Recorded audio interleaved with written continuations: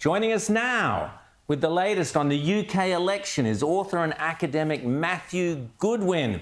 Matthew, you've got many followers there on social media. You're a great mate of Douglas Murray's, and we've been keen to get you on the show here.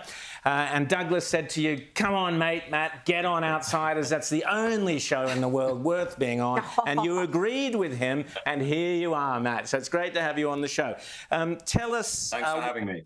Our pleasure. Tell us what's happening with Nigel Farage, a surge in support, very exciting things happening in Britain as we speak.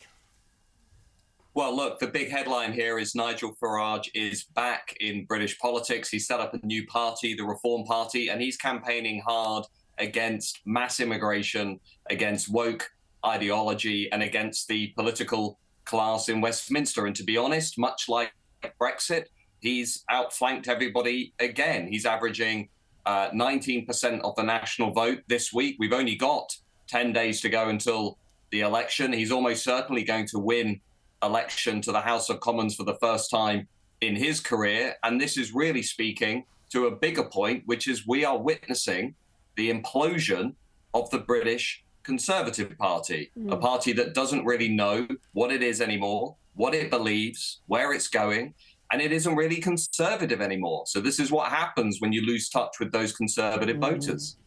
Rita. Well, I would argue that the Tories have been treacherous to their voters because they talk conservative whenever it's election time, but then as soon as they're in power, they govern from the left as if they're Labor, and they're going to pay a very heavy price indeed.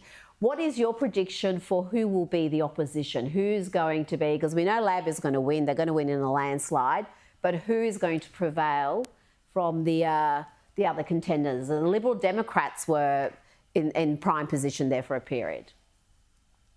Yeah, I mean, look, I think what we've got here is the beginning of a prolonged civil war between the established British Tory right and a new generation of national conservatives represented by the likes of Farage, who are really saying, look, we have to completely renew, we have to reinvent conservatism, we've got to make it more in touch with the people. So here's my prediction. We're going to have a really big Labour majority government, probably the biggest Labour majority we've had in this country since 1997, since the time of Tony Blair. I think Labour will do very well. The Liberal Democrats will do reasonably well. They'll get 30, 40 seats. The Scottish Nationalists will do reasonably well. So the liberal left position, if you like, accepting immigration, accepting woke ideology, wanting to get us back into the European Union, they're all going to do very well.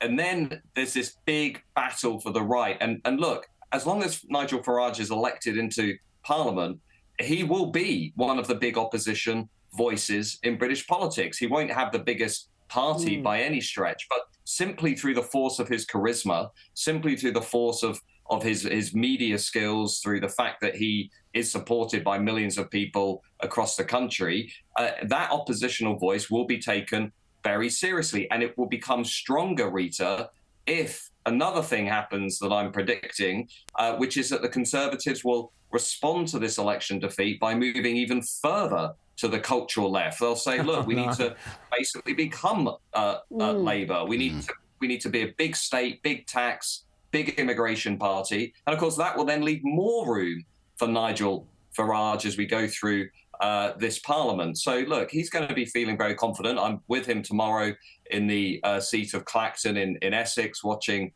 his campaign there locally. I can tell you, he feels like he's on top of the world. He feels like it's 2016 all over again. He can't believe how badly the British Tories are losing touch with all those voters that they promised they'd give them lower immigration. They'd give them a self-governing independent nation. They'd control the borders. They'd push back against woke ideology. And Rita is absolutely right. There is a word here, and that word is betrayal. And many voters feel that very, very strongly. James. Yeah, Matthew, speaking of betrayal, one of the problems for the Tories is they've been beset by scandal, and now just days out from an election, they've got another one. The Times have revealed that a number of Rishi Sunak's inner sanctum have been caught placing dozens of bets on the timing of the election, including his personal protection officer, another key advisor. This just feeds into the narrative, doesn't it, that the Tories have had one rule for the country and a completely different rule for themselves? Well, look, this is classic Tory behaviour. They're putting themselves and the party ahead of the country, and many voters can sense this. But there's also a deeper question here with regard to Rishi Sunak and his administration. Remember, Rishi Sunak has no mandate. Okay, so viewers who are not familiar with British politics might not be aware of this, but he was never elected to become leader of the Conservative Party. He was appointed, right? So that's a really, really important point. And then there's the mission, the vision. What does Rishi Sunak stand for? He came in after Boris Johnson was turfed out. He did have a mandate, by the way. Liz Truss was turfed out. She had a mandate. Rishi Sunak was brought in by the Tory elite class who said we must get the adults back into the room, aka technocracy, managerialism, the same old bland consensus that we've had for years that voters rejected through that Brexit referendum. And here's my question. What was it all for? What was this for, this project, this installation of Rishi Sunak? What has he actually given the country? He's given us the highest tax burden since the 1950s and 60s. We've got the highest rates of legal migration that we've ever had. We've lost control of the borders. Illegal migration is completely out of control. The British Tories have mainstreamed woke ideology. They've got kids being taught that boys can become girls, that girls can become boys. We've got critical race theory in our primary and secondary schools. We're importing a lot of that nonsense from America. But look, Conservatives are supposed to stand up against this stuff. And so every time Rishi Sunak has been in front of voters during this election, the voters have increasingly said, actually, I don't like that guy. That guy is not really for me. Why is this guy even prime minister? I don't get it. And let me tell you, there's one thing briefly that everybody will remember about this election campaign for years, decades to come. And it's this. When Rishi Sunak decided to leave the D-Day anniversary early, he went to France for a few hours, and then against the advice of some of his advisors, he left the anniversary early. And that raised a much deeper question in this country, which is, does this guy even believe in Britain? Does he really believe in our history, identity, culture, and values? And that, too, has been an enormous open goal for Nigel Farage, who has understandably kicked a load of footballs into that open goal during this election campaign.